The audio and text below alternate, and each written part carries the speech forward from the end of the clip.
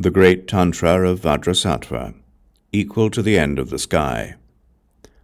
Opening the 9 spaces with the key of explanation. Then the holy Sattva Vajra presented a request to the great Vajrasattva with these words: O mind of the victorious over all the victorious ones, the secret of secrets in the bodhicitta, it is a house of jewels with many doors, and is to be understood through its own luminescence. There are methods for discussing this heart essence of great bliss, which has no connection with any search. They are discussed with reference to a result. Self-luminescent awareness is perfect in itself, so please explain its magnificent pervasion, its encompassment and retention. Then the Tathagata Vajrasattva gave an oration with these words: O Mahasattva, the Tantra on the excellence of the unwritten is not written down. It has no connection to colors and shapes. This is the Tantra that is equal to the end of the sky. It is a treasure of every secret. It is a description of a truly great perfection, through which we abide in the way of our base, path, and fruition. This is the dearest reserve for all our contemplations.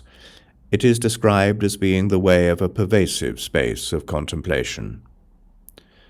The roots of the Upadesha are brought together in this, so it is described as resembling Upadesha to shake off our books. The 9 spaces are the spaces of the root of the mind itself, yet they have no mind. They are described as oceanic spaces. The self-occurring playfulness that comes from the empty clarity of the reality of the all-good does not stop, so it is described as resembling the display of planets and stars in the sky.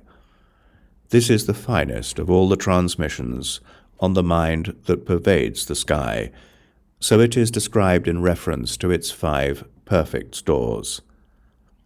The common things that we must understand are, in essence, either ordinary or extraordinary.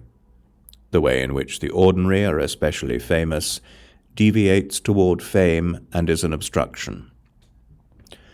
Our vow, practice, samadhi, samaya, our practices, good works, and highest empowerments, our mandalas, stages, and paths, and the fruitions we enjoy, grasp at a self in what we take in and hold on to, out of ignorance. We make categories out of the perfect truth.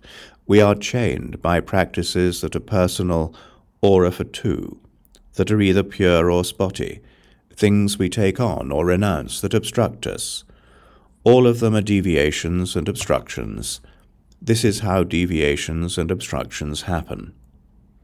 In the perfect secret that we have personally sought out since the primordial, there is a division between what is seen and what is unseen. In the self-luminescence that is never visualized, we are chained by holding on to ourselves and to others. In the Vajra that has no connection with birth or ending, we err through holding on to connections between causes and results.